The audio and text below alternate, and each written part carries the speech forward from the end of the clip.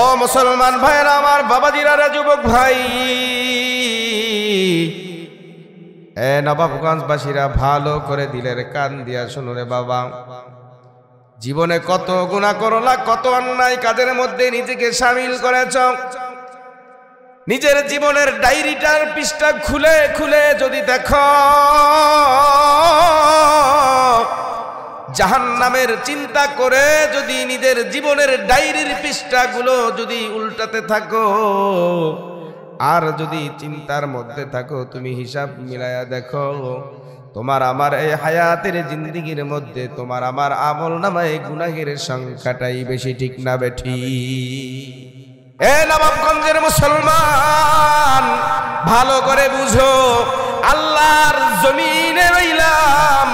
যেই মা বাবা তোমাকে আমাকে জন্ম দিলেন, যেই ভাই তোমার আমার একই ব্লাড কালেকশন হইল, যেই ভাইয়ের কোলে তুমি আমি বড় হইলাম, এই ভাইয়ের বিরুদ্ধে তুমি আমি চইলা গেলাম, মা বাবার বিরুদ্ধে তুমি আমি চইলা গেলাম, শুধুমাত্র সামান্যতম স্বার্থের আঘাত লাগার কারণে আল্লাহ তাআলার জমিনে তুমি আমি রইলাম। আল্লাহ পাকের এই জমিনে আল্লাহ বলেন, তাম পৃথিবীর মালিক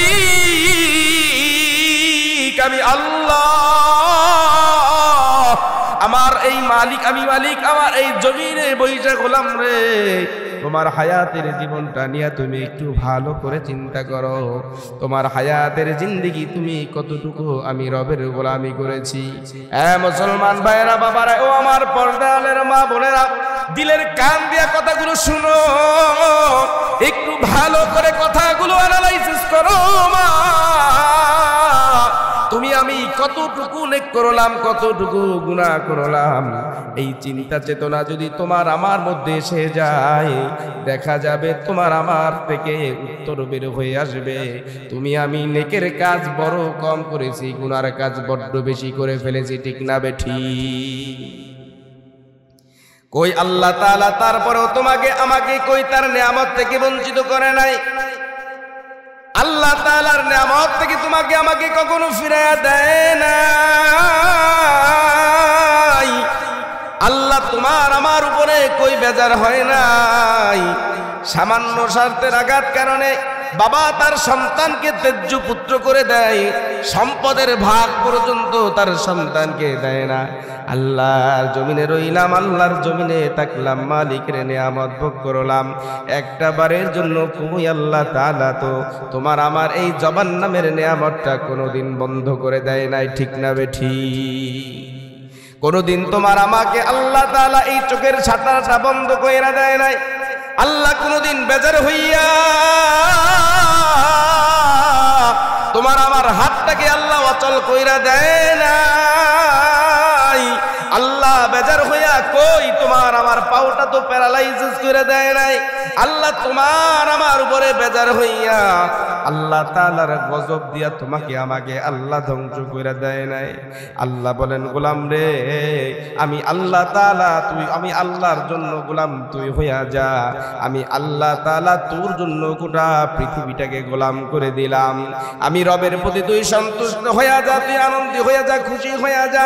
যদি তুই আমি রবের প্রতি খুশি হইয়া যাও, আমি আল্লাহ তোকে জানাইয়া দিলাম, আমি রবকে পাইবার জন্য তুই এই দিনের মার্কাজে একটা ঘন্টা সময় যদি দিয়া দাও, আমি আল্লাহ তাআলা তোর জন্য জানাইয়া দিলাম, তুই ওখানে বসে 60 বছর নফল ইবাদত করার সওয়াব আমি আল্লাহ তাআলা তোর আমল নামায় দিয়া দিলাম।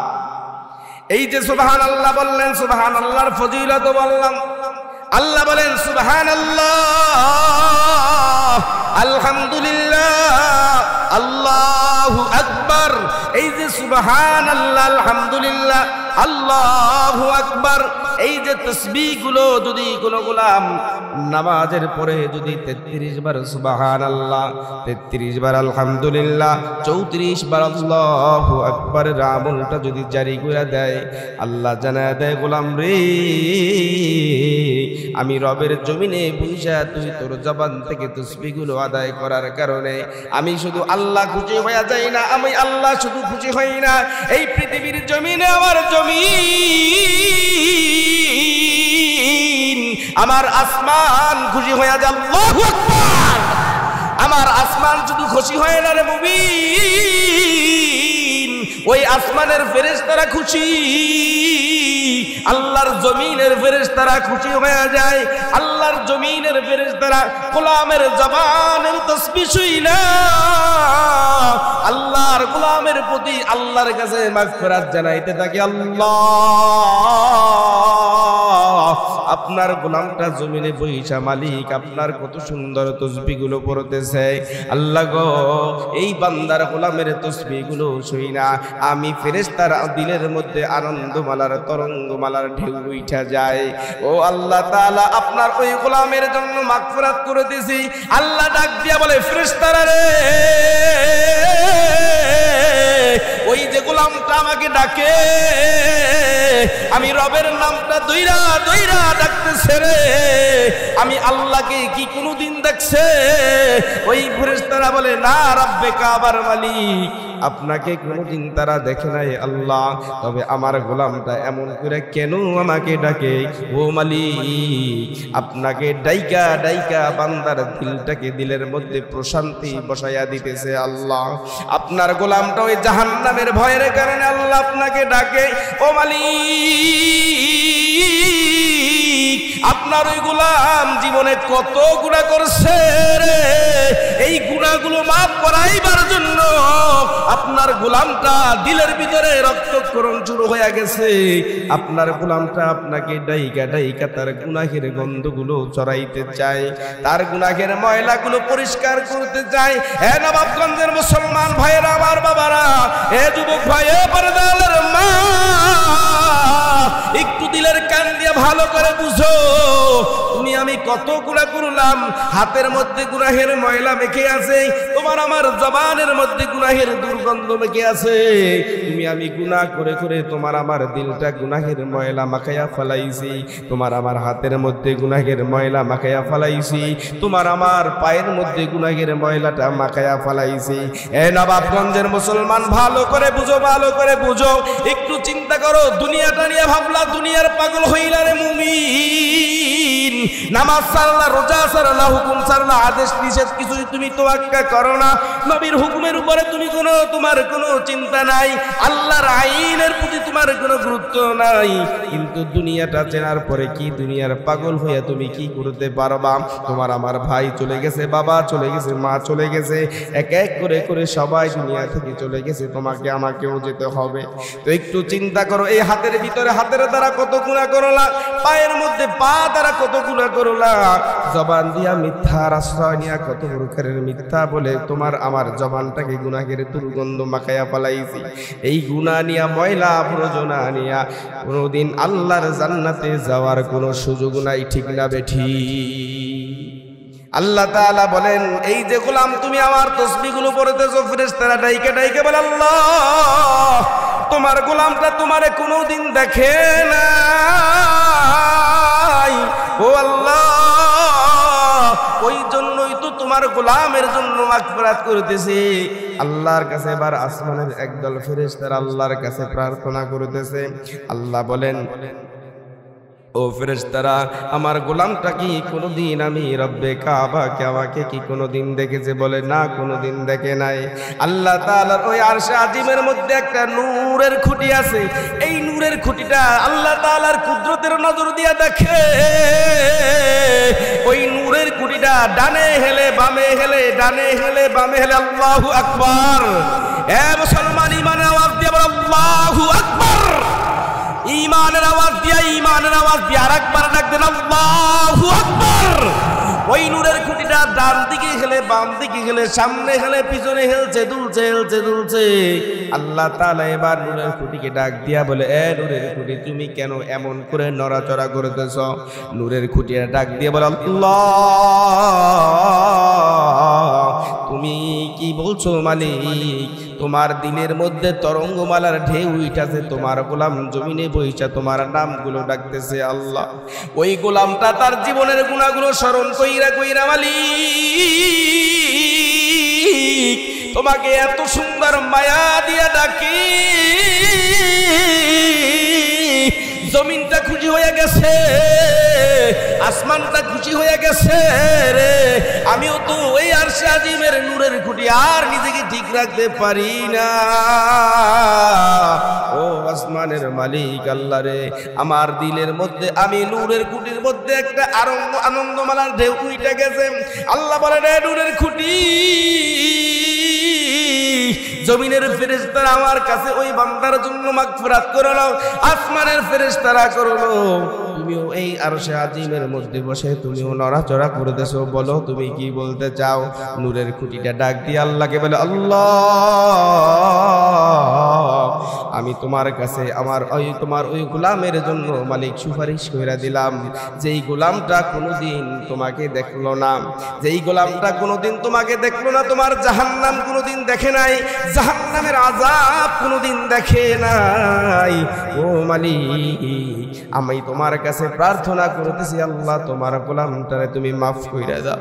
ওই নূরের খুঁটিটা আল্লাহকে বলতেছে, আল্লাহ ডাক দিয়া জানা দেয়, নূরের খুঁটি রে যা, তোকে সাক্ষী রেখে আমি আল্লাহ তোকে সাক্ষী রেখে জানিয়ে দিলাম, যেই গোলামটা আমি রবকে পাইবার জন্য আমি রবের জমিনে বসে পড়ল, জীর্ণ শীর্ণ বিছানার মধ্যে বসে পড়ছে, যেখানে কোনো আরাম আয়েশের কোনো ব্যবস্থা নাই, যা আমি আল্লাহ তোকে সাক্ষী রেখে জানিয়ে দিলাম, আমি ওর জীবনের সব গুনাহ আমি আল্লাহ মাফ করে দিয়েছি। বলেন না সুবহানাল্লাহ? আর জোরে বলেন সুবহানাল্লাহ। আর একবার বলেন সুবহানাল্লাহ, আবার বলেন আলহামদুলিল্লাহ, আবার বলেন আলহামদুলিল্লাহ। এবার ডাক দিয়া আল্লাহকে ডাক দিয়া বলেন আল্লাহু আকবার। ইমানের আওয়াজ দিয়ে আমার আল্লাহকে একটা ডাক দেন, আল্লাহু আকবার। ঈমানটাকে মজবুত করার জন্য, গুনাহগুলো মাফ করাইবার জন্য, জাহান্নামের আযাব থেকে নিজেকে মওকুফ করাইবার জন্য ওই রব্বে কাবার মালিককে জবানের জড়তা ছাইরা দিয়া একটু দিলটা নরম কইরা দিয়া ডাক দেওয়া যাবে কি? আল্লাহু আকবার।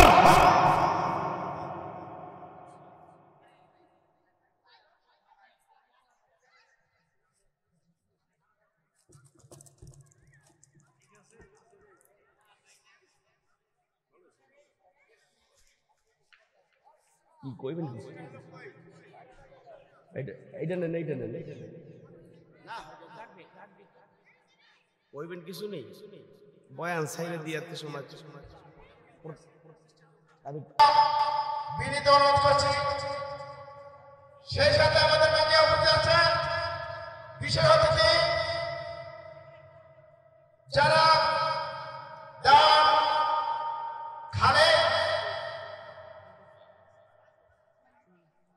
ইপি সদস্য 8 নম্বর 9 সিরিজ। সেই সাথে আমাদের মাঝে উপস্থিত আছেন যুবনেতা দুর্জয় মোহাম্মদ সোহেল, আশেমপুর যুবদল। আর আমাদের মাঝে উপস্থিত আছেন বিশেষ অতিথি যারা সোহেল রানা শেখ সাহেব, সভাপতি ঢাকা জেলা জিয়া মঞ্চ, তাকে আমি আমাদের মঞ্চে আসার জন্য অনুরোধ করছি।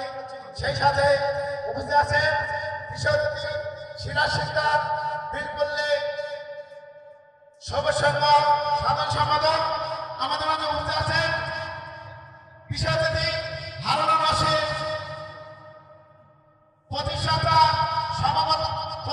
সাধারণ সম্পাদক বিলপল্লী সবসংঘ, এবং আগামী 8 নং ওয়ার্ডে মেম্বার পদপ্রার্থী 2 নং ওয়ার্ড মেম্বার প্রার্থী হারুন রশিদ, বাংলা বাজার চাষিরা।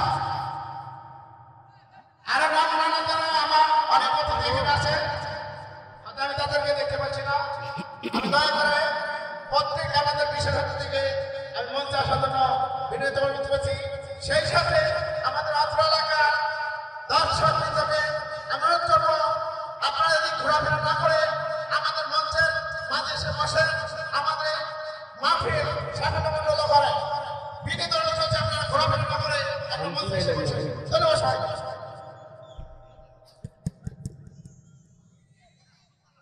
আলহামদুলিল্লাহ আমাদের মাঝে এক ঝাঁক আল্লাহর কোরআনের পাখিরা খালেদ বিন ওয়ালিদের উত্তরসূরিরা এসে উপস্থিত হয়েছেন। এজন্য তাদের জন্য আমরা অন্তর খুলে দোয়া করি, আল্লাহ তাআলা পরিপূর্ণ খালেদ বিন ওয়ালিদের আদর্শ যেন আল্লাহ তাআলা তাদের সিরাতের মধ্যে যেন আল্লাহ তাআলা দাখিল করে দেন। সকলে বলি আমিন। আমরা একটু জিকির করি, লা ইলাহা জোরে লা ইলাহা ইল্লাল্লাহ। সাউন্ড আগের মতো নাই, আগের মতো নাই তো সাউন্ড।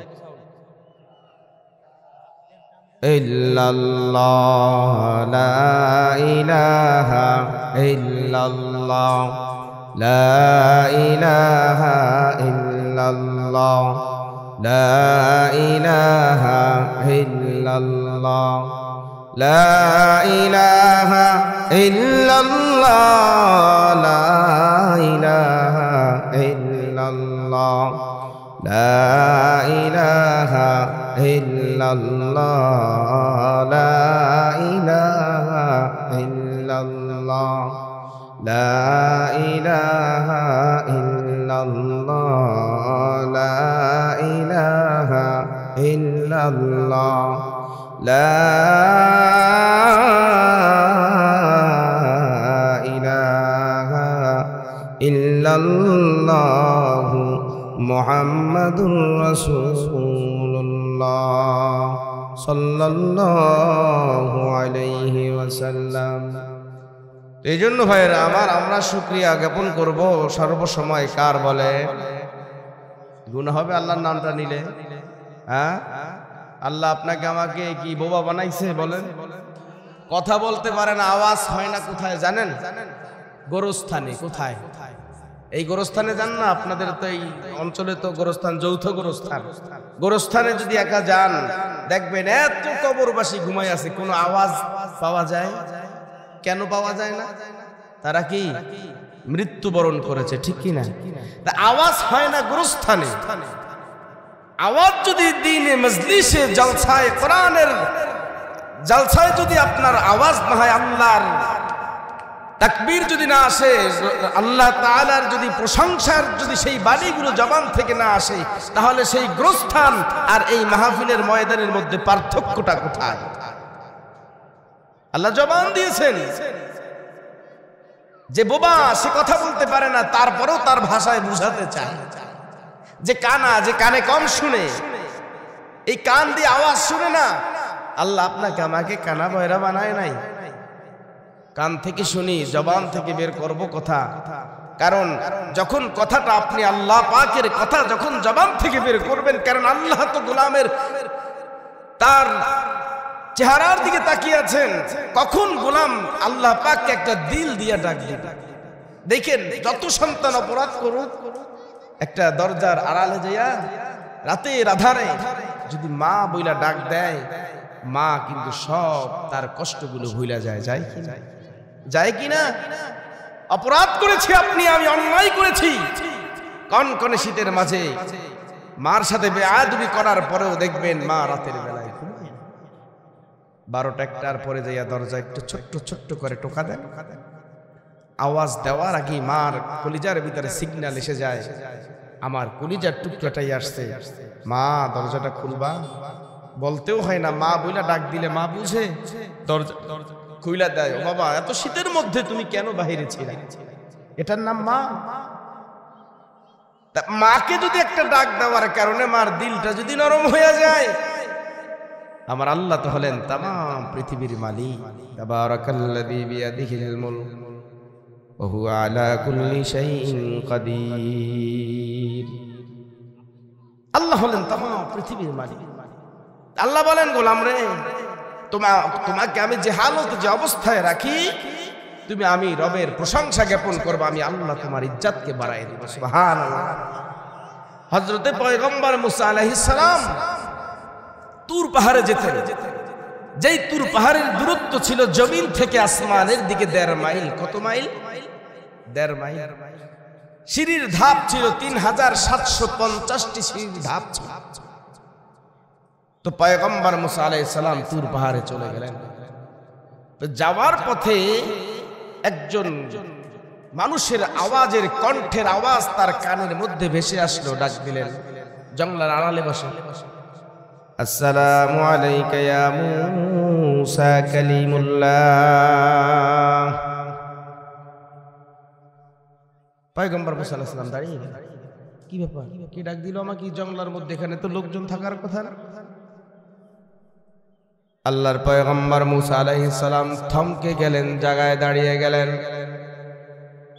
ডানে বামে সামনে পিছনে তাকায়া দেখে কোনো মানুষের কোনো সমাগম নাই, কোনো মানুষকে দেখা যায় না। তবে পয়গম্বর মুসা আলাইহিস সালাতু ওয়াস সালামের কানের মধ্যে একটা মানুষের কণ্ঠের আওয়াজ ভেসে এসেছে।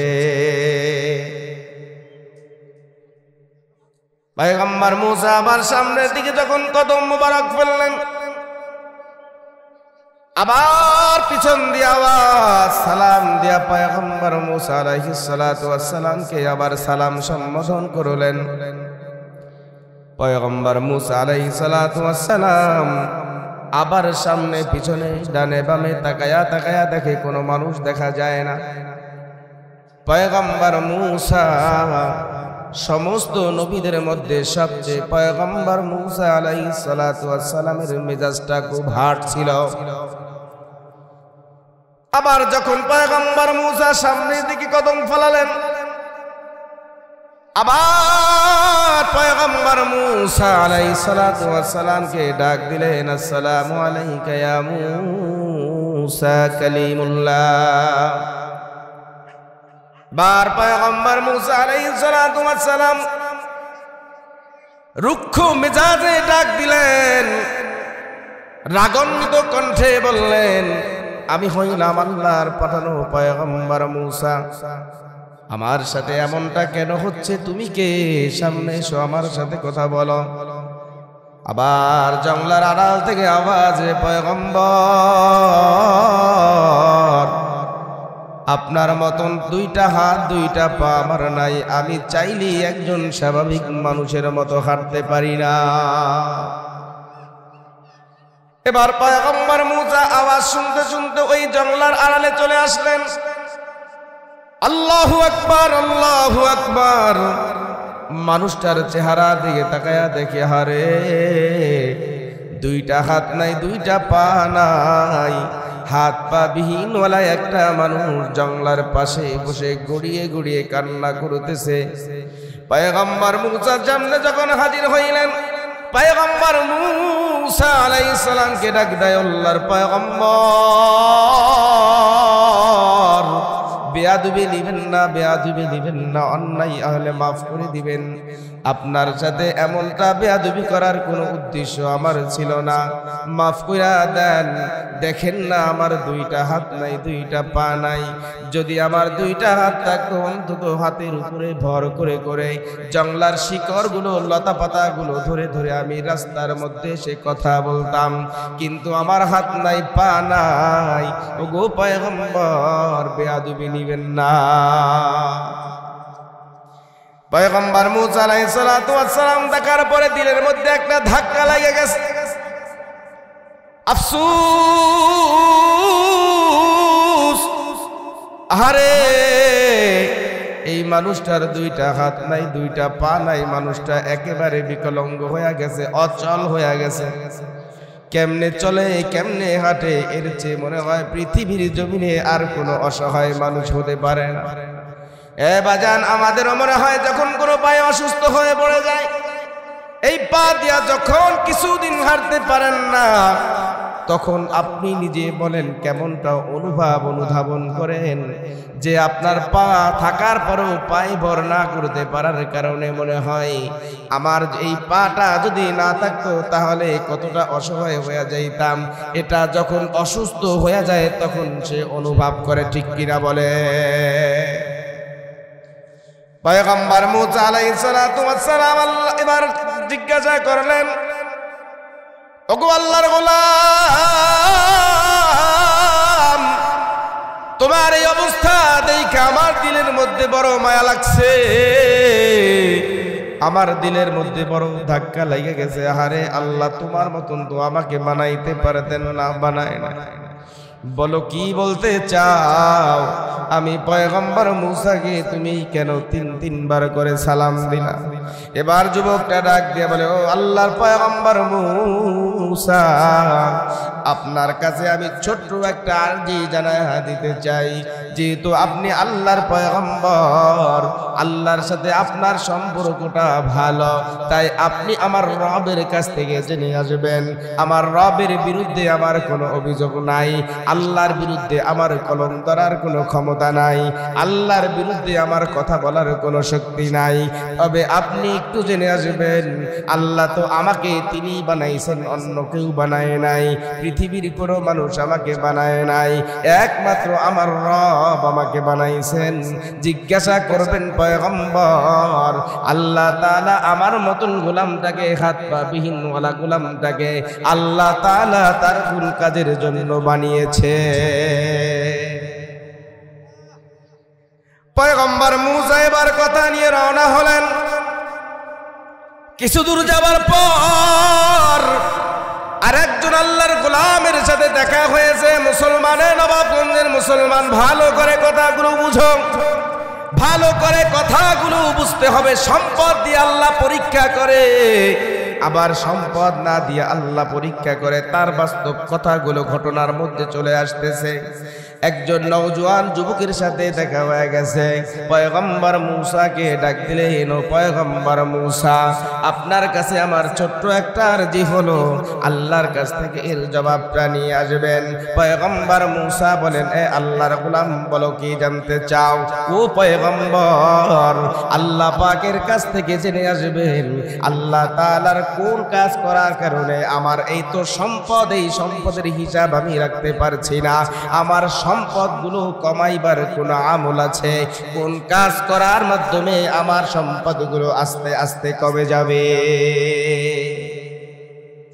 আর আমরা এমন মুসলমান, আমাদের সম্পদ যত আছে আরো তত প্রয়োজন আছে না নাই বলেন?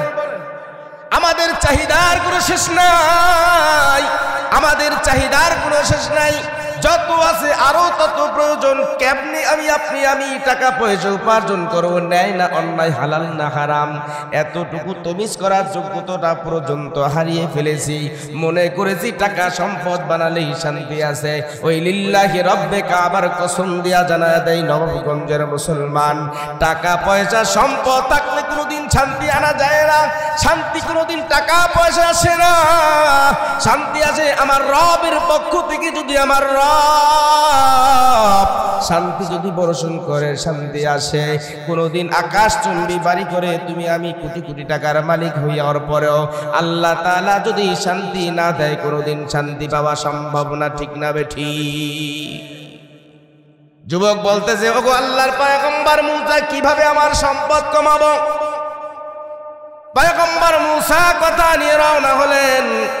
কিছু দূর আবার যাওয়ার পরে একজন মহিলা, একজন মায়ের সাথে দেখা হয়ে গেল। ওই মহিলা মা বলতেছে, ওগো পয়গম্বর, সংসারে আমার অভাব অনটন যায় না, সন্তানগুলোকে 3 বেলা খানা পর্যন্ত সঠিকভাবে আমি দিতে পারি না।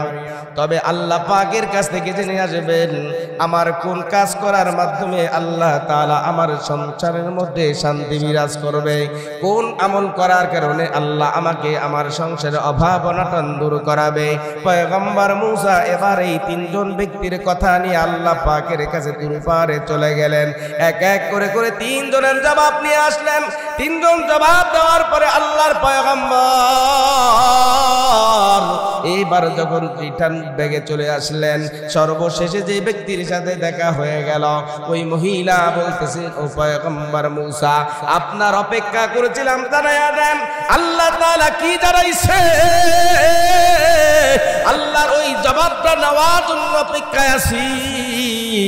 আমার অভাবটা যায় না, সংসারের মধ্যে শান্তি আসে না, সংসারের মধ্যে আমার অভাব যায় না। পয়গম্বর মূসা ডাক দিয়ে বলে, মা,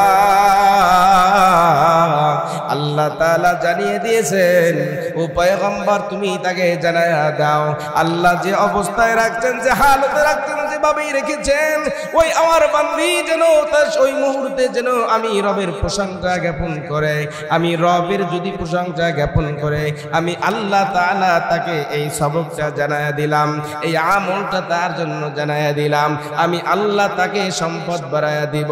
কথাটা বলার পরে মায়ের কথাটা পছন্দ হয় নাই, মহিলার ঈমানটা বড় দুর্বল।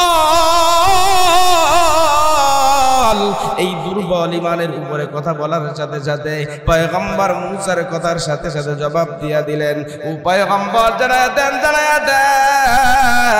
আল্লাহ তাআলার কথাটা আমি আল্লাহর বান্দির মোটেই পছন্দ হয় নাই। জোরে জোরে জবানটা খুলে বলা যাবে কি নাউজুবিল্লাহ। আমাদের সংসারের মধ্যে এমনও কিছু মা বোন আছে, আছে না নাই? আছে। এই নবাবগঞ্জ নাই, নবাবগঞ্জ তো টাকার পাহাড়, এখানে তো টাকা পয়সার অভাব নাই, আমাদের অঞ্চলে আছে।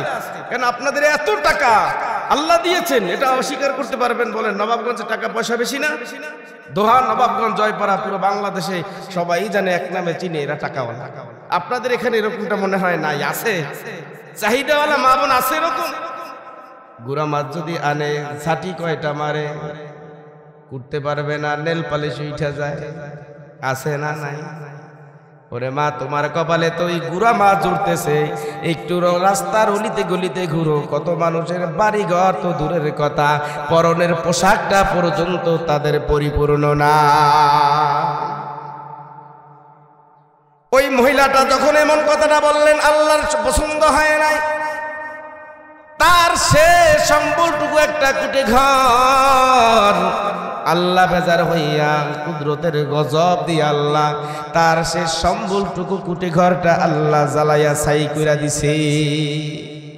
বাড়িতে যাওয়ার পরে দেখে তার বাড়িটা আগুনে পুড়ে ছাই ছাই হয়ে গেছে, কারণ আল্লাহর সিদ্ধান্ত পছন্দ হয় নাই।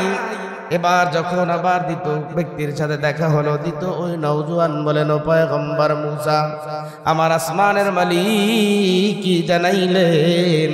একটু জানায়া দেন, আমি একটু জানতে চাই। পয়গম্বর মুসা বলে, ওগো আল্লাহর গোলাম,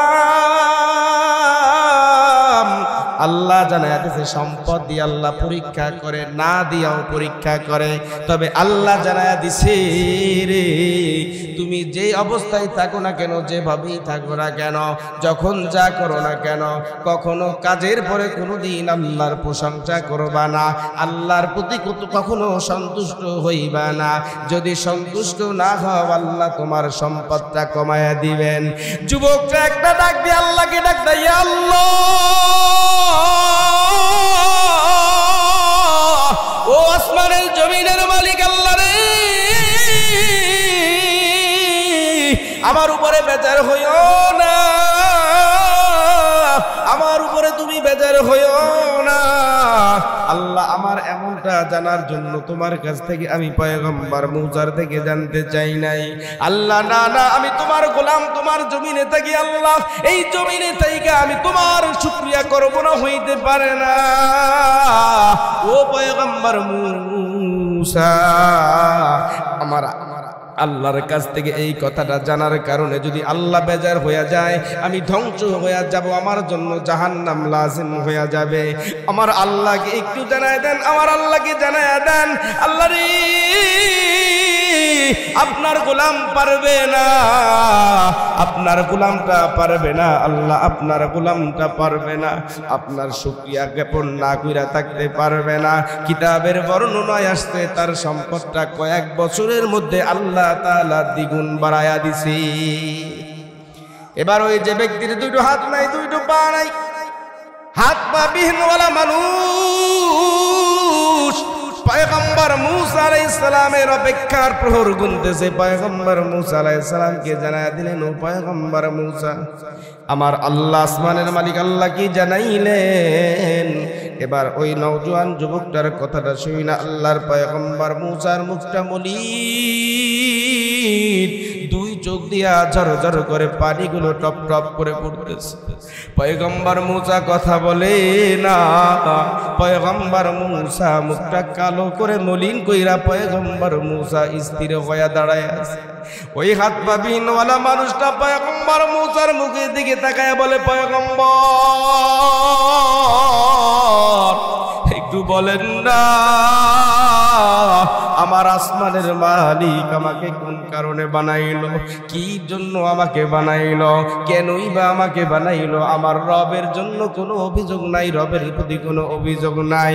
একটু জানতে চাই কেন আল্লাহ আমাকে বানাইলেন, কেন বানাইলেন, কেন বানাইলেন? আল্লাহর পয়গম্বর মূসার দুই চোখ দিয়া পানি পড়ে। পয়গম্বর মূসা কোনো কথা বলে না। এক পর্যায়ে পয়গম্বর মূসা বলে, আল্লাহর গোলাম রে, তুমি জানো জান্নাত কয়টা? বলে জানি, জান্নাত হইল 8টা। মুসলমান জান্নাত কয়টা বলেন, কয়টা? আওয়াজ দিয়া বলেন কয়টা জান্নাত? আবার এবার বলে জাহান্নাম কয়টা? বলে জাহান্নাম হইল 7টা। আবার জিজ্ঞাসা করেন, ও গোলাম বলো জান্নাত কয়টা? বলে 8টা। জাহান্নাম কয়টা? বলে 7টা। তবে তুমি কি জানো রে এই জান্নাতের মধ্যে কেমন দিন কাটাইবা? কয় খুব আরাম আয়েশে কাটাইবা। তোমার জান্নাতে যাওয়ার কি যাওয়ার ইচ্ছা নাই? যুবকটা বলে, ও গোলাম পয়গম্বর মূসা, জান্নাতে কেই বা না যেতে, কেই বা যেতে না চায়। আমি তো জান্নাতে যাওয়ার জন্য প্রেশান হয়ে আছি, বেকুল হয়ে আছি। কেমনে যাইব জান্নাতে? নাই 2টা হাত, নাই 2টা পা, দাঁড়াইয়া দাঁড়াইয়া গোলামি করতে পারি না। আসমানের মালিকের কাছে হাত 2টা বাড়াইয়া, হাত 2টা বাড়াইয়া বাড়াইয়া রব্বে কাবার কাছে কিছু বলতে পারি না। আপনি একটু জানান না আমার আল্লাহ কি জানাইলেন, আমার আল্লাহ কি জানাইলেন? পয়গম্বর মূসা বলে, রে ওরে যুবক, আল্লাহ যে জান্নাত বানাইলেন, এই জান্নাতে তোমার কোনো জায়গা নাই। এই জান্নাত তোমার জন্য আল্লাহ বানায় নাই, জাহান্নাম বানাইলেন 7টা। এই 7টা জাহান্নামের যে তলদেশের জাহান্নামটা রয়েছে, ওই জাহান্নামের মধ্যে একটা ছিদ্র আছে। ওই ছিদ্রটা তোমার দেহের মাপ বরাবর আল্লাহ বানাইলেন। ওই জাহান্নামের ছিদ্রটা আল্লাহ আমাকে জানাইছে, মূসা আমার ওই আমার গোলামকে জানাইয়া দাও, ওই যে জাহান্নামের একটা ছিদ্র বানাইলাম, ওই জাহান্নামের ছিদ্রটা বন্ধ করার জন্য আমি আল্লাহ ওর দেহটা বানাইছি। আল্লাহর গোলামের, আল্লাহর পয়গম্বরের কথাটা শুই না। এবার যুবকটা আল্লাহর প্রতি আসমানের দিকে তাকাইয়া আল্লাহকে একটা ডাক দিছে, আল্লাহ। এ ঢাকা নবাবগঞ্জের মুসলমান, একটু দিলটা নরম করিয়া আমার আল্লাহকে একটা ডাক দেন, আল্লাহ। এ ইমানের আওয়াজ দিয়ে একটা ডাক দাও, আল্লাহ। ইমানের আওয়াজ দিয়ে একটা ডাক দেন, আল্লাহ। আল্লাহর গোলামটা আমার রব্বে কাবাকে আল্লাহ বইলা ডাক দিলেন। আল্লাহকে ডাক দিয়া বলে, আসমানের মালিক, আমার কোনো তোমার উপরে কোনো অভিযোগ নাই, তোমার উপরে কোনো আমার অভিযোগ নাই গো আল্লাহ।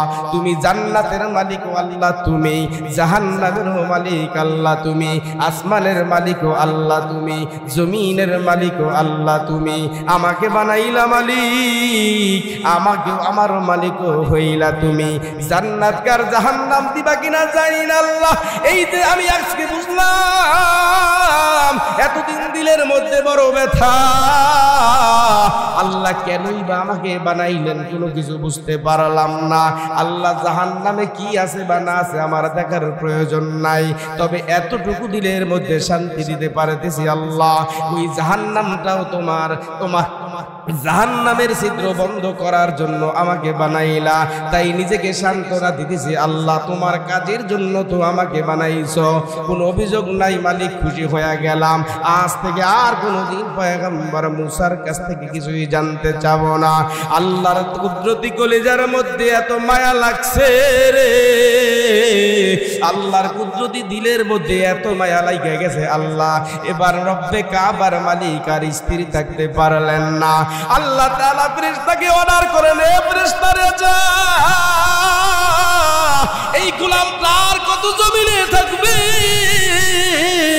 এই গোলাম গোলামটার জমিনে কত আর গড়াগড়ি দিবে রে, যা যা যা আমার গোলামটাকে এবার পরিপূর্ণ দুইটা হাত তাকে দিয়া দেয়, আর তাকে দুইটা পা দিয়া পরিপূর্ণ একটা মানুষের রূপে রূপান্তরিত করে দেয়। জোরে জোরে বলা যাবে কি সুবহানাল্লাহ, আলহামদুলিল্লাহ, আল্লাহু আকবার, আল্লাহু আকবার। এই জন্য মুসলমান, নবাবগঞ্জের মুসলমান ভাইয়েরা, আমার বাবারা, ও পর্দালের মা, আমরা যে হালতে থাকি, যে অবস্থায় থাকি না কেন, যে অবস্থায় থাকি না কেন, একমাত্র প্রশংসা করব কার? যিনি আমাকে আপনাকে সৃষ্টি করেছেন তিনি কে? গোলামি করব কার? ইবাদত করব কার? আল্লাহ বলেন, মাইয়ুতিল্লাহ ওয়ার রাসূল ফাউলাইকা মাআল্লাযীনা আন'আমাল্লাহু আলাইহিম মিনান নাবিয়্যিনা ওয়াস-সিদ্দীকিনা ওয়াশ-শুহাদা'i ওয়াস-সালিহিন। যে আল্লাহ আপনাকে আমাকে বানাইলেন, ওই আল্লাহ জানাই দিয়েছেন, মাইয়ুতিল্লাহ, আমি রব্বে কাবার ইতাআত করো, গোলামি করো, আর রাসূল, এরপর আমার নবীর আদর্শ, হুকুম, আহকাম, নবীর ক্যারেক্টার, নবীর চরিত্র, নবীর আখলাক তোমার হায়াতের জিন্দেগির মধ্যে পরিপূর্ণ তুমি দাখিল।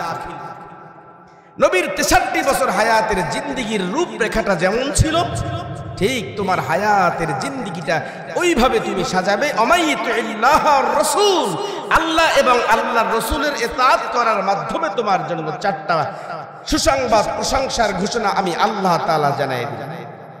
অমাইয়ুতিল্লাহ ওয়ার রাসূল ফাউলাইকা মাআল্লাযীনা আন'আমাল্লাহু আলাইহিম মিনান নাবিয়্যিন, বলেন না সুবহানাল্লাহ, ওয়াস-সিদ্দীকিন ওয়াশ-শুহাদা ওয়াস-সালিহিন। আল্লাহ জানাই দিয়েছেন, যারা আল্লাহ এবং আল্লাহর রাসূলের ইতাআত করবে তাদেরকে আল্লাহ তাআলা 4টা সুসংবাদের ঘোষণা দিয়েছে। 1 নম্বরে নবীদের সাথে, 2 নম্বরে সিদ্দীকিন, 3 নম্বরে শহীদিন, 4 নম্বরে সালেহিন।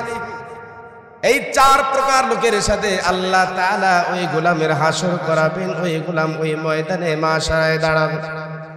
আর এই 4 প্রকারের কোন এক প্রকার লোক যদি আপনার আমার নসিবে হইয়া যায়, ওই মানুষটার জন্য আল্লাহ ঘোষণা করেছেন, ওই ময়দানে মাশারায় ওই মানুষটার আমলনামা তার ডান হাতের মধ্যে দেওয়া হবে। বলেন না সুবহানাল্লাহ। মুসলমান শুধু তাই না, আল্লাহ জানা দিছে, এই আমলনামাটা ডান হাতে পেতে দেরি আল্লাহ তাআলা প্রত্যেকটা মানুষের মধ্যে 1 জন না, 2 জন না, 3 জন না, 4 জন না, 5 জন না, 6 জন নবীর গুণ আল্লাহ তাআলা ওই মানুষের চেহারার মধ্যে আল্লাহ দিয়া দিবে। এই 4 প্রকার মানুষের কোন এক প্রকার মানুষের সাথে যদি কি হইয়া যায়, হাসর হইয়া যায়, তো আপনি আমি সর্বপ্রথম মেনে নিলাম অমাইয়ুতিল্লাহ, আপনি আমি গোলামি করব কার? জোরে বলেন। এরপর আর রাসূল, এরপর রাসূলের আদর্শ, রাসূলের আদর্শের ভিতরে আপনাকে আমাকে কি করতে হবে? দাখিল করাতে হবে, প্রবেশ করাতে হবে।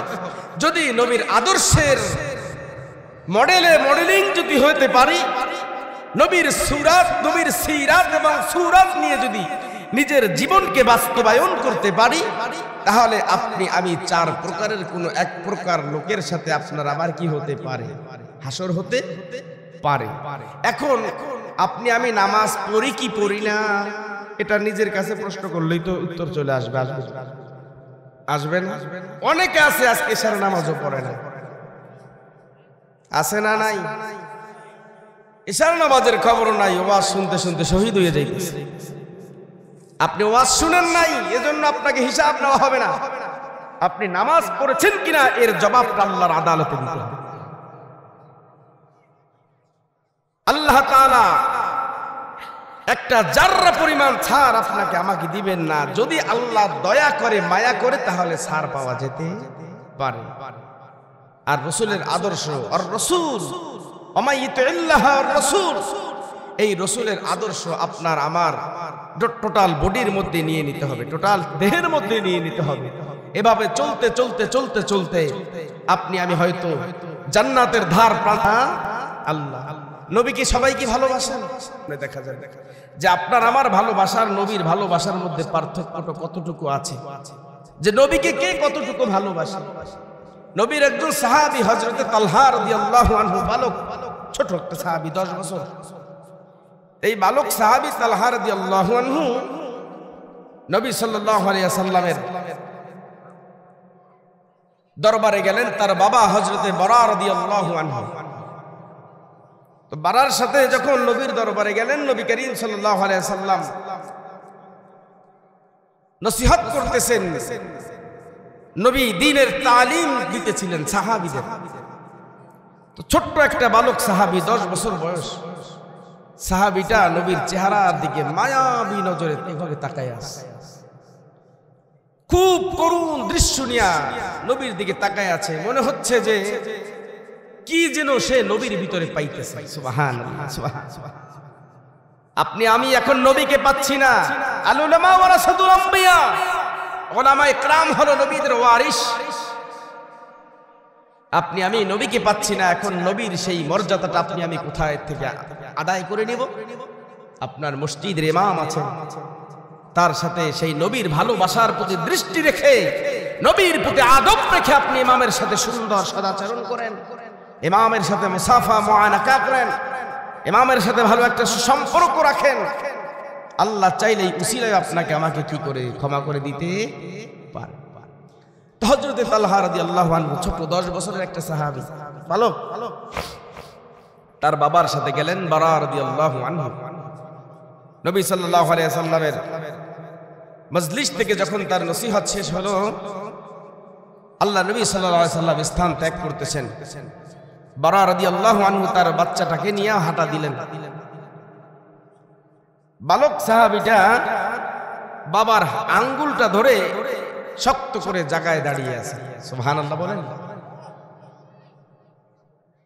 বাবা পিছনের দিকে তাকায় দেখে তার সন্তান তার হাতের আঙ্গুলটা ধরে দাঁড়িয়ে আছে। এবার বাবা ডাক দিলেন, তালহা কি হয়েছে? তুমি দাঁড়িয়ে কেন আছো? এতক্ষণ তো এখানে ছিলাম, কেন দাঁড়িয়ে আছো? বাবা কথাগুলো খুব হৃদয় বিদারক, দিলের কান দিয়া দিল দিয়া কথাগুলো শোনেন। তালহা রাদিয়াল্লাহু আনহু বাবার চেহারার দিকে তাকায় একবার, নবী সাল্লাল্লাহু আলাইহি ওয়াসাল্লামের চেহারা মোবারকের দিকে তাকায় একবার,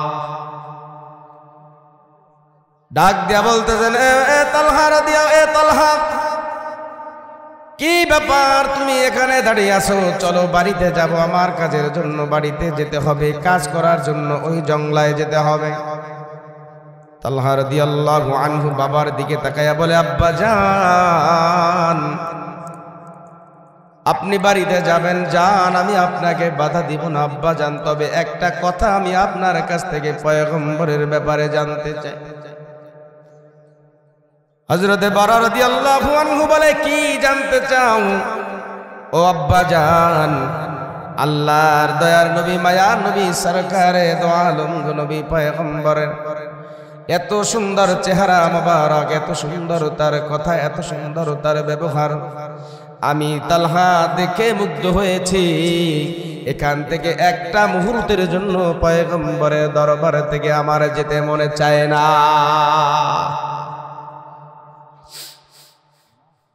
হযরতে তালহা রাদিয়াল্লাহু আনহু ডাক দিয়ে বলে, আব্বা জান,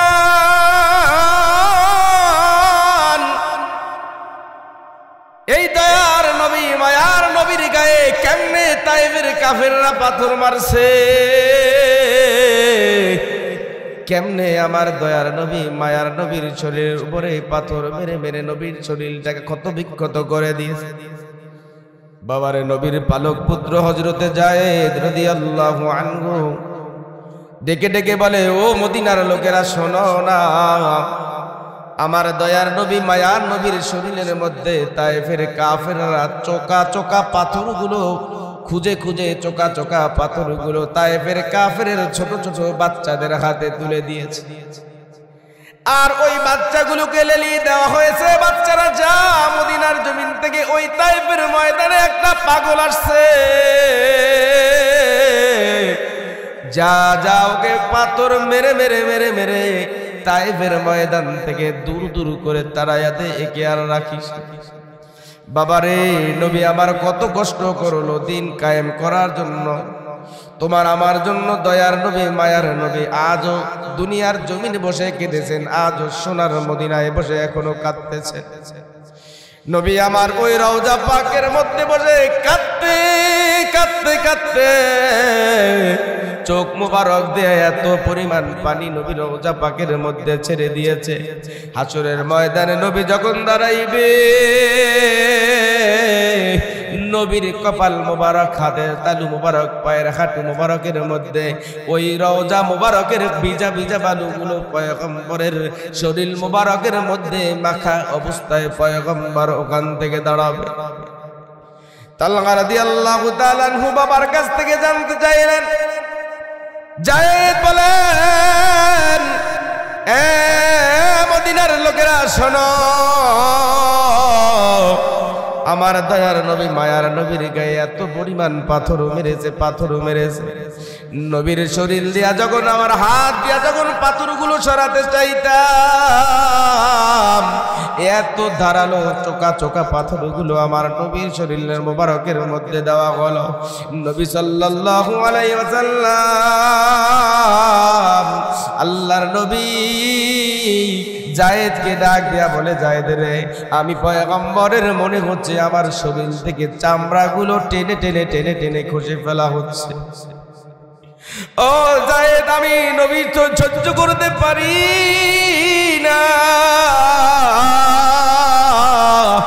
আল্লাহর নবীর বালক পুত্র বলে, মদিনার লোকেরা শোনো, আমি আমার জিহ্বা দিয়া নবীর শরীর মোবারকের পাথরগুলো নাড়াইয়া নাড়াইয়া আমি শরীর থেকে বের করি। ওই নবী সাল্লাল্লাহু আলাইহি ওয়াসাল্লাম পাথরের উপরে ঘুমায়া পড়লেন। পাথর আল্লাহর কাছে ডাক দিয়া বলে, ইয়া আল্লাহ, আমি পাথরটাকে আর তুমি শক্ত রাইখো না, আমি পাথরটাকে তুমি নরম বিছানার মতো বানায়া দাও, নবী আমার ঘুমায়া যায়। তালহা রাদিয়াল্লাহু আনহু বলেন, ওগো আব্বাজান, ওই তায়েফের দুষ্ট কাফেররা কেমনে আমার নবীকে এমন ভাবে আঘাত করলো, ওদের দিলের মধ্যে কি মায়া লাগে নাই? ওদের দিলের মধ্যে কি আমার দয়ার নবী মায়ার নবীর কোনো মমতা ভালোবাসা আসে নাই? আল্লাহর নবী কেমনে এতটা কষ্ট সহ্য করলেন, না জানি আমার নবী কতটা যন্ত্রণা পাইছে। তালহা রাদিয়াল্লাহু তাআলা আনহু বাবার কাছে, বারা রাদিয়াল্লাহু আনহুর কাছে বলতেছেন, আল্লাহর নবীর সাহাবী নবীর কথা শোনা মাত্রই তার দুই চোখ দিয়া পানিগুলো ছেড়ে দিয়ে কান্না করতেছে। নবী আমার ডাক দিয়া বলে, বারা রে, কি হইল? বাপ ছেলে কি তোমরা আলোচনা করো? আল্লাহর নবী যখন হযরতে তালহার সামনে যে হাজির হয়ে গেলেন, আল্লাহর নবীকে বারা ডাক দিয়া বলে, নবী, আমার সন্তান ওই তায়েফের ময়দানের আপনার যন্ত্রণার কথাগুলো আমার কাছে একটু জানতে চাইলো, জানাইলাম। নবী আমার বাচ্চা ছেলেদের মতো হাউ মাউ করে কান্না করে দিয়া বলে, ও বারা রে, আমি পয়গম্বরকে ওই সেই বেদনাদায়কের দিনের কথাটা মনে কইরা দিলা। এই বলিয়া নবী সাল্লাল্লাহু আলাইহি ওয়াসাল্লামের দুই চোখ মুবারক দিয়ে জর জর করে পানি রক্ত ছেড়ে দিলেন। নবী আমার ডাক দিয়া বলে, তালহা, কি জানতে চাও? তালহা ডাক দিয়া বলে, পয়গম্বর, আমি আপনাকে এত ভালোবাসি কেমনে বুঝাইব? এ নবাবগঞ্জের মুসলমান 10 বছরের একটা বালক সাহাবী আল্লাহর পয়গম্বরকে ডাক দিয়া বলে, ওগো পয়গম্বর, আমি তালহা, আমি আমার জীবনের চাইতে বেশি আপনাকে ভালোবাসি। নবী আমার একটু পরীক্ষা করতে চাইলেন, তালহাকে ডাক দিয়া বলে, তালহারি, আমি পয়গম্বর কি তুমি কি তোমার জীবনের চাইতে বেশি ভালোবাসো? তালহা বলে, ইয়া রাসূলুল্লাহ, ইয়া হাবিবাল্লাহ, আপনাকে আমার জীবনের চাইতে বেশি ভালোবাসি, আমি আমার বাবার চাইতে বেশি ভালোবাসি, আমার মায়ের চাইতে আমি বেশি ভালোবাসি, আমি আমার চাইতে বেশি ভালোবাসি। এ তালহা আয়।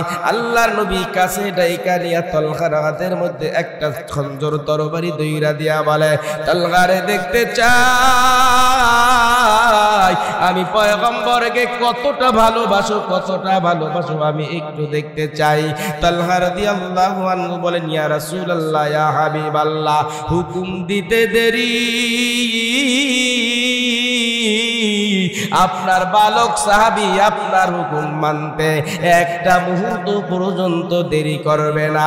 জোরে জোরে বলা যাবে কি সুবহানাল্লাহ। তালহাকে ডাক দিয়া বলে, তালহারি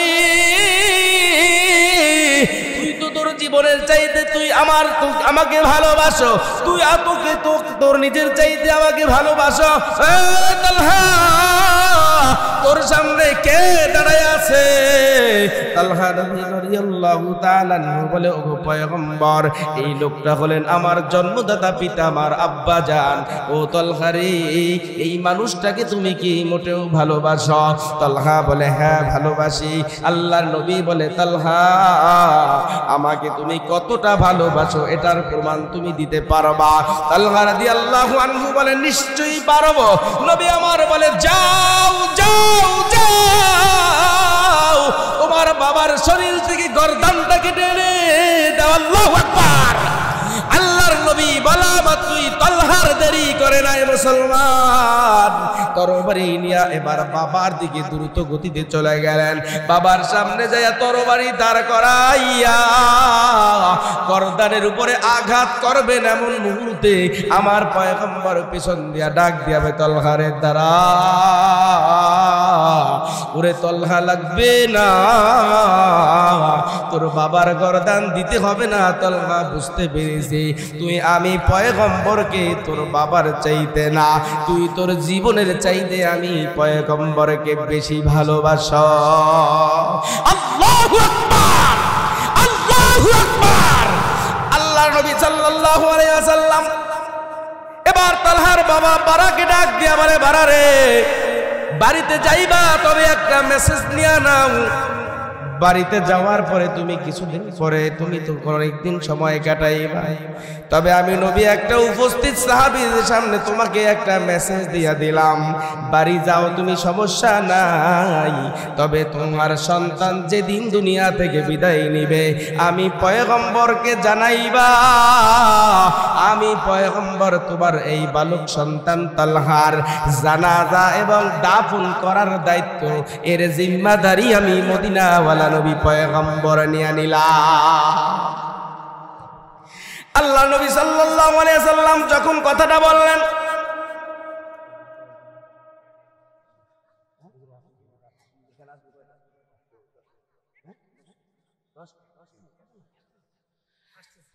আল্লাহ নবী সাল্লাল্লাহু আলাইহি ওয়াসাল্লাম জানায়া দিলেন, তালহা রে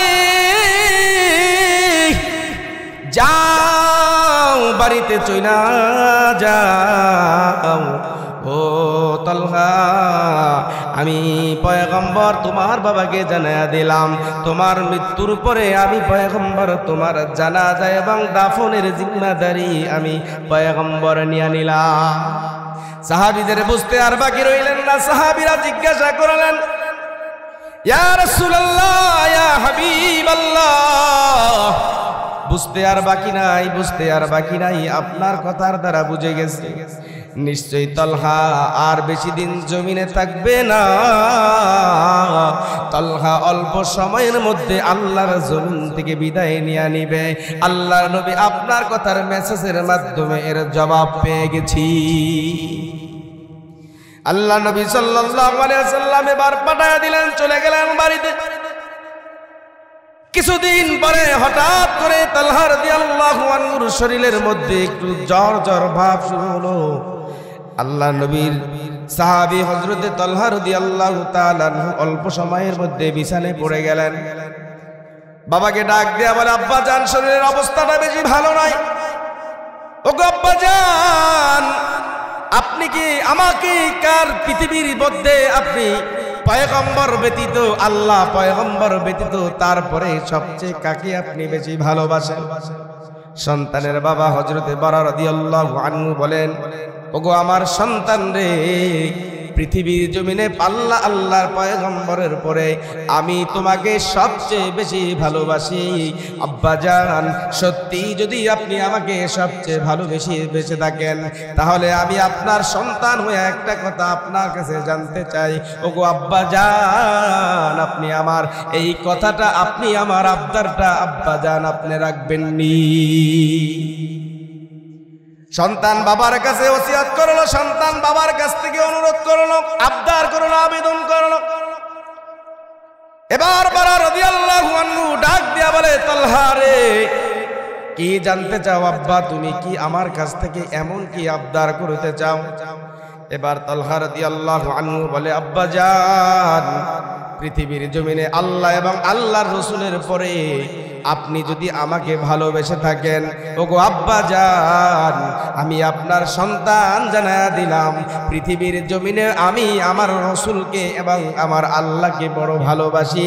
ওগো আব্বা জান, ওগো আব্বা, আপনি আমার একটা ওয়াদা রাখবেন, আমার সাথে একটা ওয়াদাবদ্ধ হবেন। এবার বলে, বলো বাবা, কি বলতে চাও? ওগো বাবা রে, আমি বলতে চাই, আমার দুনিয়া থেকে বিদায় নেওয়ার সময়টা খুবই সন্নিকটে, বেশি দিন থাকার কোনো সুযোগ আমার মধ্যে নাই। বুঝতে পেরেছি আমার হায়াতের ঘন্টা বেজে গেছে, আমার জীবন নামের মোমবাতিটা খুব নিকটেই নিবিব অবস্থা। ওগো আব্বাজান, আপনার কাছে আমার একটা দাবি, আমি যদি দিনের বেলায় মারা যাই, ওই মদিনাওয়ালা নবী পয়গম্বরকে জানাইবেন, আমার মৃত্যু সংবাদটা নবী পয়গম্বর মদিনাওয়ালা পয়গম্বরকে জানাবেন। আর যদি আমি রাতের বেলায় মারা যাই, আমার পয়গম্বরের কাছে আমার মৃত্যুর খবরটা জানাবেন না। আল্লাহর হুকুমে হযরত তালহা রাদিয়াল্লাহু আনহু মৃত্যুর স্বাদ গ্রহণ করলেন। রাতের বেলায় হযরত তালহা রাদিয়াল্লাহু আনহু মৃত্যুবরণ করেছে। আল্লাহর নবী সাল্লাল্লাহু আলাইহি ওয়াসাল্লামের কাছে তালহার মৃত্যুর সুসংবাদটা আল্লাহর পয়গম্বর কাছে আর হযরত বারা রাদিয়াল্লাহু আনহু জানালেন না। রাতের আধারে বাবা তার দাফন কাফন শেষ করে রাতের আধারে তাকে দুনিয়া থেকে বিদায় করে কবর পথের পথযাত্রী বানিয়ে দিলেন। আল্লাহর নবী সাল্লাল্লাহু আলাইহি ওয়াসাল্লাম হঠাৎ একদিন সাহাবীদের জিজ্ঞাসা করলেন, ও সাহাবীরা রে, আমার সেই পাগল বালক সাহাবী তালহার কোনো খবর নাই, কোথায় আছে, কেমন আছে? কতদিন হলো আমি পয়গম্বর দেখা হয় না, খবর দিও রে। আমি পয়গম্বর তালহাকে বড্ড ভালোবাসি, পয়গম্বর আমি তালহাকে অনেক বড় মহব্বত করি। সুযোগ যদি পাই একটাবার আমি পয়গম্বরের সাথে এসে যেন আমার কলিজার টুকরা বালক সাহাবীটা যেন আমার সাথে দেখা করে। একজন সাহাবী ডাক দিয়া বলে, ইয়া রাসূলুল্লাহ, ইয়া হাবিবাল্লাহ,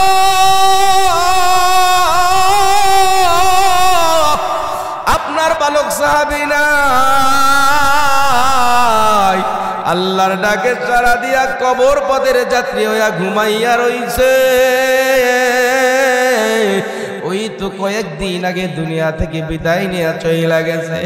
নবী আমার আশ্চর্য হইয়া গেলেন, অবাক হইয়া গেলেন। নবী আমার দু চোখের পানি মোবারক ছেড়ে দিলেন। পয়গম্বরকে দেখে বলে, সাহাবীরা রে, কি কামডা করলো হযরতে বারা, কেমন কামডা করলো?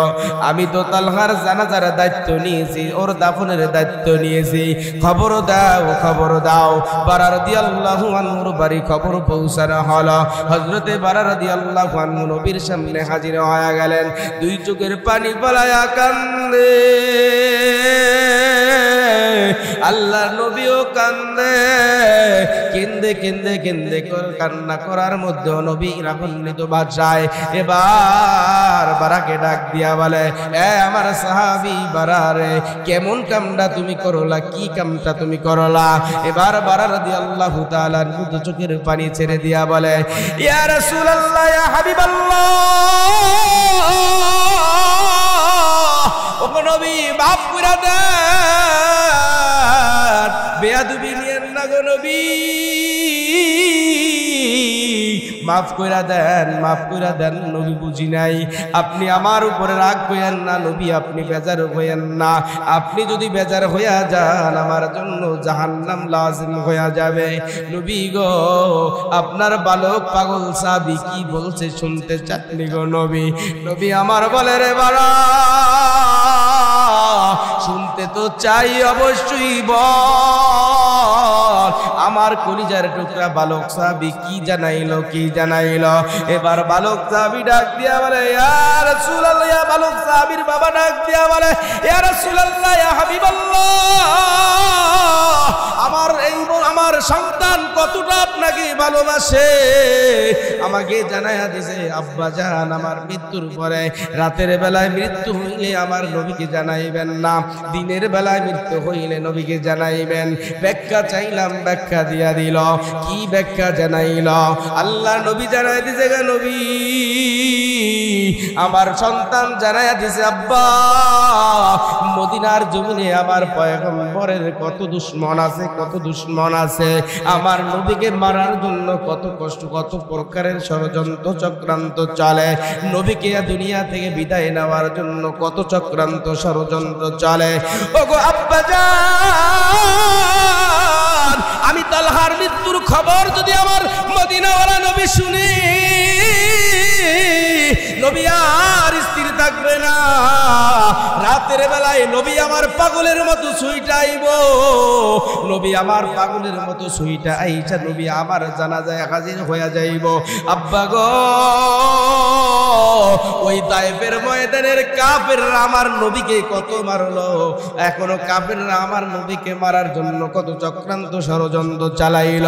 আমার নবী আসার পথে রাতের আধারে যদি গাছের আড়ালে বসে, জঙ্গলার আড়ালে বসে আমার পয়গম্বরকে যদি আঘাত করে, আমার পয়গম্বর যদি ব্যথা পায়, আমার পয়গম্বরকে যদি কষ্ট দিয়া ফালায়, আমার আল্লাহ বেজার হইয়া যাবে, আমার জন্য জাহান্নাম লাজিম হইয়া যাবে।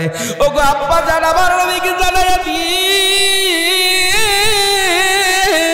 বেজার যেন না হয়, না হয়, বেজার যেন আমার পয়গম্বর না হয়। ও নবাবগঞ্জের মুসলমান ভাইয়েরা, আমার বাবারা, এ যুবকে পর্দালের মা, কেমন নবীকে ভালোবাসো, কি নবীর ভালোবাসার পরিচয় তোমার আমার আছে?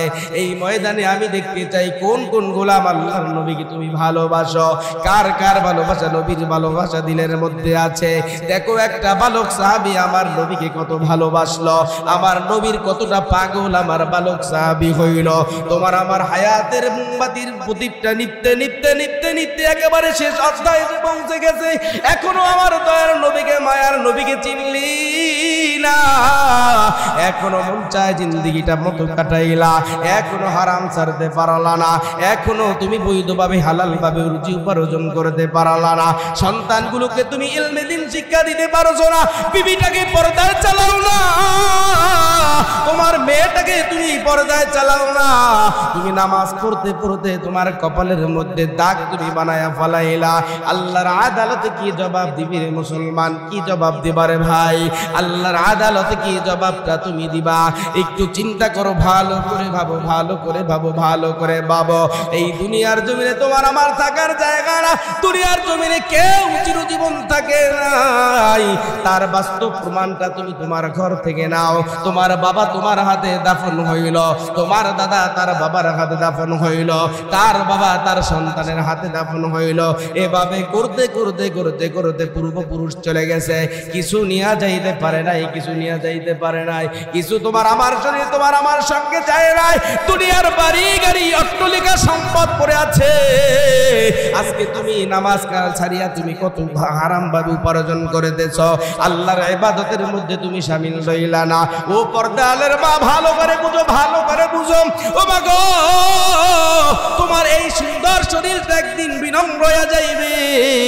এই সুন্দর শরীরটা একদিন তোমার শরীরের মধ্যে আর থাকবে না।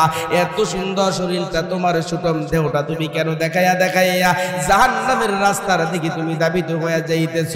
তুমি দেখো কত মা, কত বোন দুনিয়ার জমিন থেকে, কত সুন্দর তরুণ তরুণ যুবতী বোনেরা দুনিয়ার জমিন থেকে অ্যাক্সিডেন্ট করে মারা যায়। কত কয়েক মাস আগে, বেশি দিন আগের কথা না বাবা, আমি নবাবগঞ্জ আজিজপুর যখন খেদমতে ছিলাম, চোখের সামনে মসজিদের সামনে দাঁড়িয়ে আছি, আসরের নামাজের পরে কয়েকটা যুবতী মেয়ে গায়ের হলুদের অনুষ্ঠানে রওনা দিছে। রাস্তার মধ্যে যখন মোর ঘুরাতে গেলেন, মাথার যখন থেকে ঘুরাতে, অটো গাড়িটা ঘুরাতে গিয়ে সিটকে পরে একটা মেয়ের মাথাটা ইটের সাথে বাড়ি খাইয়া মাথার থেকে রক্ত বের হয়ে গেছে। পরবর্তীতে খবর নিয়ে দেখলাম ওই মেয়েটা হসপিটাল পর্যন্ত যাওয়ার আগে দুনিয়া থেকে বিদায় নিয়েছে, আর তার জবানে কথাটা হয় নাই। এজন্য বলি মাগো, এখনো দুনিয়ার তো ভয় করো। এ মা, তুমি তোমার স্বামীর বাড়ি তুমি একটা লাল বেনারসির শাড়ি পরে আসছো, এই বেনারসির শাড়ি তোমার শরীরে যাবে না। মাত্র 5খানা মার্কিন কাপড়ের কাপড় পরাইয়া, সাদা সাদা 5খানা মার্কিন কাপড়ের কাপড় পরাইয়া প্যাকেট বানাইয়া তোমাকে আমাকে ওই কবরের মধ্যে রাখা হবে। এ বাজান, তোমার আমার জন্য মাত্র 3খানা মার্কিন কাপড়ের কাপড় পরাইয়া তোমার আমাকে এই দুনিয়া থেকে বিদায় দেওয়া হবে। মৃত্যুটা হইতে দেরি, তোমার আমার বিছানা থেকে সন্তানগুলো আলাদা হইতে একটা মুহূর্ত দেরি করবে না, ঠিক কিনা বল? সন্তানটা আলাদা হয়ে যাবে। একটু ভালো করে একটু মরণের কথাটা চিন্তা করা যুবক। তোমার আমার মালাকুল মউত ফেরেশতা যখন হাজির হয়ে যাবে রাতের বেলায়, তোমার আমার মৃত্যুর ঘন্টিটা যখন যাইবে, রাতের বেলায় তোমার আমার দেহটা নিথর হয়ে জমিনে পড়িয়া থাকবে। রাতের বেলায় বিবিটা শরীরে হাত দেওয়া মাত্রই দেখবে তোমার আমার শরীরটা পাথরের মতো শক্ত হয়ে গেছে। একবার, দুইবার, তিনবার ধাক্কা দিবে, দেখবে তোমার আমার গোটা বডি লড়ে। মাথার কাছে হাত দিয়া, নাকের কাছে হাত দিয়া দেখবে অক্সিজেন নাই। তোমার আমার নিথর দেহটা জমিনে পড়িয়া ঠান্ডা হয়ে গেছে। একটা চিৎকার দিয়া, আওয়াজ দিয়া, ডাক দিয়া বলবে, সন্তানরা দৌড়। প্রতিবেশীদের ডাক দিয়া বলবে, এই প্রতিবেশীরা উঠিয়া দেখেন আপনাদের ভাই কেমন যেন পড়ে আছে, শরীরটা ঠান্ডা হয়ে গেছে, পুরো শরীরটা শক্ত হয়ে গেছে। এবার প্রতিবেশীরা আসিয়া দেখবে তোমার আমার প্রাণ পাখিটা চলে গেছে। মাথার নিচ দিয়া টান দিয়া তোমার আমার বালিশটা সরাইয়া সমতল বিছানায় ঘুম পড়াইয়া দিবে। একজন হঠাৎ করে আসিয়া বলবে, ঘরে রাখা যাবে না, বের কর। ওই ঘর থেকে তোমাকে আমাকে বের কইরা সমতল বিছানে জমিনের উপরে খালি বিছানার মাটির মধ্যে ঘুম পড়াইবে। রাস্তার পাশ দিয়া মানুষ যাইবি আর খবর শুনবে তোমার আমার বাড়িতে কান্নার আওয়াজ। ডাক দিয়া জিজ্ঞাসা করবে, কি হইল? খবর আসিয়া যাইবে, বাড়িওয়ালা নাই রে, বাড়ি নাই রে দুনিয়াতে, বাড়িওয়ালা নাই রে, বাড়ি নাই রে দুনিয়াতে। বাজান, খবরটা আসিয়া যাইবে তোমার আমার দুনিয়া থেকে বিদায়ের ঘণ্টা বেজে গেল। বাড়ির মধ্যে হাত শত শত মানুষের সমাগম হয়ে যাইবে। কেউ বলবে, কখন যেন মারা গেছে, লাশ বেশি সময় রাখা যাবে না, একে তাড়াতাড়ি করে গোসল করাইয়া কাফন দাফনের ব্যবস্থা করিয়া তাকে তাড়াতাড়ি দাফনের ব্যবস্থা করতে হবে। সন্তানগুলো কাঁদবে, বিবিটা ঘরের দরজার সাথে মুখটা লাগাইয়া কাঁদবে। পাগলিনী মা তিনিও কাঁদবে, ডানে বামে তাদের শরীরটা হাত দুটো কপালটা পাসরাবে। এ বাবা, বাবাটা ঢুকুর মেরে মেরে কাঁদবে, তোমার আমার কোনো খবর নাই। তুমি আমি মনে করবো আমার তোমার বাড়ি শত শত মানুষ হাজির হয়ে গেছে, এরাই মনে হয় আমার আপন। এ ঢাকা নবাবগঞ্জের মুসলমান, এ বাবারে বন্ধুর ও পর্দালের মা, জানতে চাই বলো যারা তোমার আমার বাড়ি হাজির হইবে এরা তোমার আমার আপন হইবে না, এরা তোমার আমার পর, ঠিক না বেঠি? বাড়ির মানুষগুলো বলবে লাশ বেশি সময় রাখার সুযোগ নাই,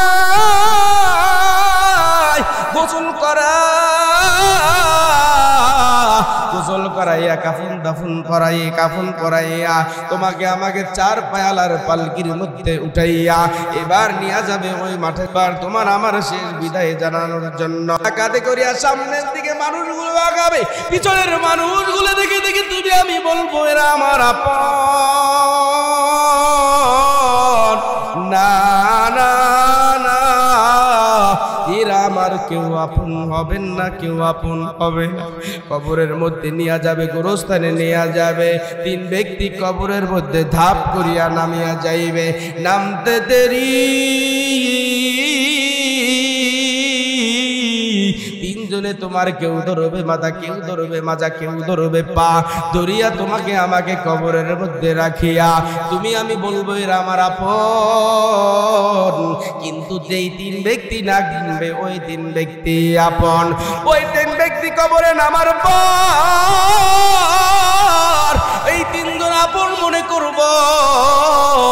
এই তিনজনকে তিনজনে কবরে রাখার পরে তুমি আমি এবার চিন্তা করব এরাই আমার আপন, এরাই আমার আপন, এরাই আমার আপন, এরাই আমার আপন না, না ভাই এরাই আমার আপন না, এরাই আমার আপন না। এই তিন ব্যক্তি আপন মনে করবে, এক করে দেখবে হঠাৎ করে একজন পার কাছ থেকে উঠিয়া গেছে, আর মনে করবে না এই দুইজন আমার। বসেন বসেন, কয়বার স্লোগান দেওয়া লাগে? তাজকিয়ার বয়ান চলে, মাইক দিলে তারা বুঝলেন তাজকিয়ার বয়ান কারে? আল্লাহ এবার ওই মানুষটার পায়ের কাছ থেকে একটা মানুষ লাফতে উঠিয়া যাইবে, এবার দ্বিতীয় ব্যক্তি যখন উঠিয়া যাইবে ওই মানুষটা মনে করবে আহারে এরাই মনে হয় আমার আপন না, ওই দুইজন আমার আপন হবেন না। এবার বলবে এই দুইজনের মধ্য দিয়ে একজন উঠিয়া যাইবে, কবরের মানুষটা কাঁদবে আর বলবে এরাই আমার আপন না বাবা, এরা কেউ আপন হবেন না। এবার ওই মানুষটা ওই মুর্দার মনে করবে যেই ব্যক্তি মাথার কাছে আছে এই মনে হয় আমার আপন না, তিনিও আপন হবেন না, কেউ তোমার আমার আপন হবেন না। ধাপ করিয়া কোন ফাঁকে যেন উঠিয়া যাইবে, এরপরে উঠার পর তোমার আমার মাটিটা দিয়া দিয়া পাড়াইয়া তোমাকে আমাকে দাফন করাইয়া যখন 40 কদম চলিয়া যাইবে, কবরের প্রশ্নের জবাবের পরে যদি তুমি প্রশ্নের জবাব দেওয়ার পরে জবাব যদি না দিতে পারো, এক পাশের মাটি অপর পাশের মাটির সাথে মিশিয়া যাইবে। নবী আমার বলেন এক পাজরের হাড্ডি অপর পাজরের হাড্ডির মধ্যে টাস টাস টাস টাস করে ঢুকিয়া যাইবে। এ মুসলমান ভাইরা বাবারা, এই কবরের কথা যদি তোমার আমার চিন্তা থাকে বাবা, একটু ভালো করে দুনিয়ার হারাম কাজ থেকে নিজেকে বিরত রাখো, গুনার কাজ থেকে বিরত রাখো। নিজের জীবনটা মন চায় জিন্দেগি তুমি চালাইলা, আর কত তুমি চালাইবা? ও নবাবগঞ্জের মুসলমান, ও নবাবগঞ্জের মা বোনেরা, ও আমার ভাই বন্ধুরা, ভাই হাত রাইখা বইলা যাই বাবা ওলামায়ে কেরাম তোমাদের দুশমন না। এই কথাগুলো তোমাদের কাছে আমাদের পৌঁছানো দায়িত্ব, পৌঁছাইয়া দিয়া গেলাম। মানার দায়িত্ব তোমার, মানলে তুমি কামিয়াব, না মানলে তোমার কি অবস্থা হবে তুমি নিজে অ্যানালাইসিস করো, আল্লাহর কাছে তওবা করো। আল্লাহ যেন এই জমিন থেকে আমাদের পরিপূর্ণ মুমিন না বানাইয়া কবরে না নেয়। জোরে জোরে বলেন আমিন। আল্লাহ আমাদের সবাইকে এই দুনিয়ার জমিন থেকে পরিপূর্ণ মুমিন বানাইয়া কবরে নেই। আল্লাহ আমাদের সবাইকে গুনাহমুক্ত জীবন করার তৌফিক দান করুক। সকলে বলি আমিন। আমা আলাইনা ইল্লাল বালাগ। আসসালামু আলাইকুম ওয়া রাহমাতুল্লাহি ওয়া বারাকাতুহু।